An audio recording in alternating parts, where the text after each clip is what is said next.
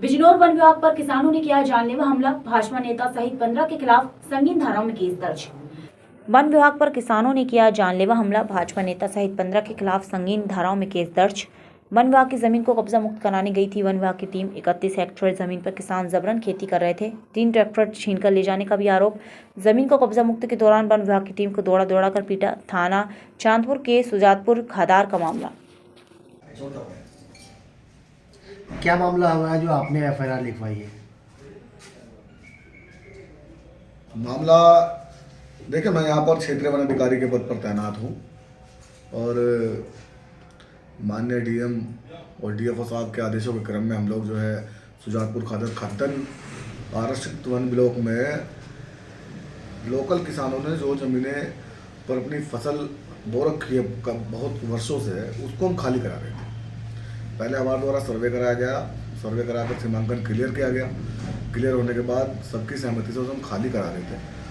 लेकिन जब उसे लगभग 23 हेक्टेयर भूमि में जब हम 15 हेक्टेयर भूमि खाली करा चुके, उसके बाद आगे बढ़ रहे थे, तो हमें अचानक जो है 2-3 दिन पहले कपिल पुत्र रघुराज निवासी गोकुल नगर का फ़ोन आया और उसने हमसे बहुत बदतमीजी की, गालियाँ दी कि तू कौन है, तू कौन होता है, तू खाली कैसे कराएगा, ये मेरे आदमी है, और मतलब इस तरह से उसने हमें कहा। लेकिन हमने उसको इग्नोर किया। हम अगले दिन फिर भी गए, क्योंकि सरकारी कार्य है तो सरकारी कार्य में जो है हमें जाना है, हमारा कर्तव्य है।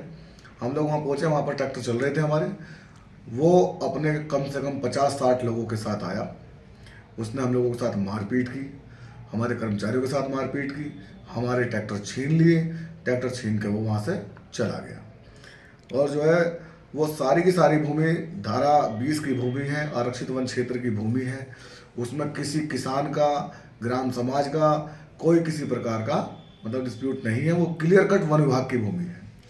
डीएम साहब का आदेश है कि अगर कोई भी भूमि पर कब्जा है तो उसको कब्जा मुक्त कराना है। डीएम साहब ने उसमें बहुत अच्छी पहल की और हमें बहुत सहयोग किया है इस काम के लिए। और उन्होंने हमें ये भी आश्वासन दिया है कि जितना फोर्स चाहिए हम फोर्स भी देंगे।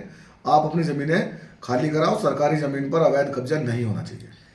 अच्छा, जैसे ये लोग कुछ इसमें आरोप लगा रहे हैं कि कुछ ज़मीन जो है छोड़ दी गई है, जिसको लेकर जातिवाद का मामला सामने आ रहा है, वो क्या है?